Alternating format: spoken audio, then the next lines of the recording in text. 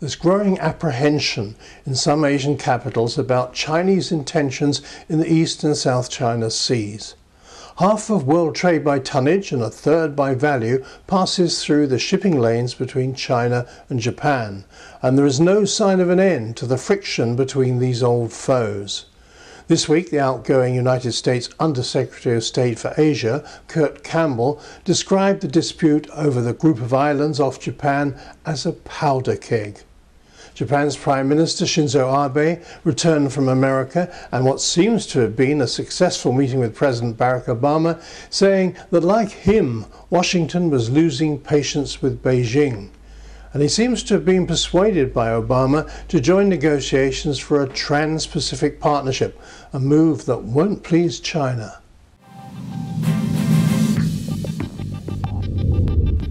Welcome to Agenda. I'm Colin Chapman, and joining me to discuss the political and economic tensions in North Asia is Stratfor's Vice President for East Asia Analysis, Rodger Baker. Rodger, a powder keg? Strong words from Kurt Campbell. Are they justified? Certainly the situation around the Senkaku Diaoyu Islands is fairly tense. Not necessarily from the idea that either Japan or China intends to start a conflict, but more from their sparring. They're pushing back and forth to demonstrate that that's their territory. And I think where that leads is really a high likelihood of an accidental event that can trigger greater stress. So we see the ships moving in closer, but more in particular, we see aircraft starting to fly over. And as we saw back in 2001 along the Chinese coast with the United States, once you start doing those flights and you start moving closer and closer, the chances for an accident greatly increase. One point Mr. Abe made in a much-quoted interview with the Washington Post was that China's tactics at sea are yielding strong support domestically. The fear is this may tempt Beijing to gain control of key shipping lanes, mineral resources, and fishing territory. I think the Chinese are sort of caught in their own trap with this. On the one hand, they've needed to expand their maritime activity to be able to protect their sea lanes. They're very concerned about the capability, even if not the intent, of the United States and its allies to be able to shut down China's access to its raw materials. On the other hand, while they do this, they use it domestically as a way to play up patriotism, to play up nationalism, to keep the population focused on the Japanese or at times on the Filipinos or on the Vietnamese or on the United States, to try to keep them from focusing their attention on some of the internal problems that the party is facing, both with the economic downturn and with its current anti-corruption drive. And so for the Chinese to be able to pull back if tensions start to get too high, they're in some ways a little bit trapped by their own population now that is starting to rally behind this. Another fear I've detected, particularly in Southeast Asia, is that former Secretary Clinton's so-called pivot to Asia may not be quite as strong as they first thought it would be. They have in mind Secretary Kerry's first overseas trip to Europe, not Asia.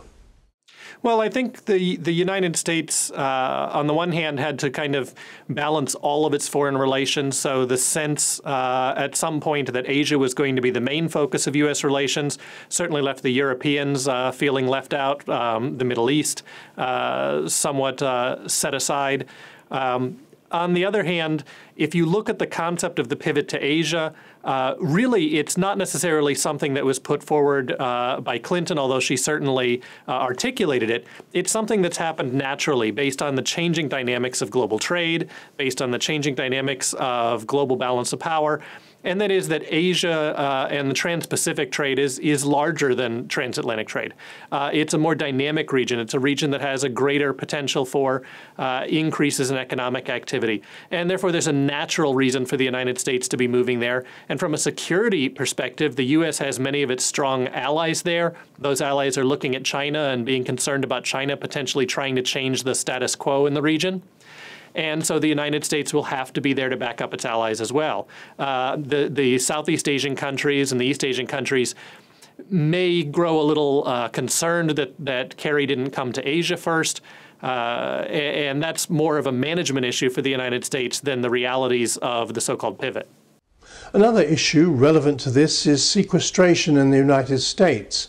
Kurt Campbell had something to say about this. He said, "Most Asian nations want sustained diplomatic, academic and economic engagement from the US, and these are things that will be hurt by budget cuts."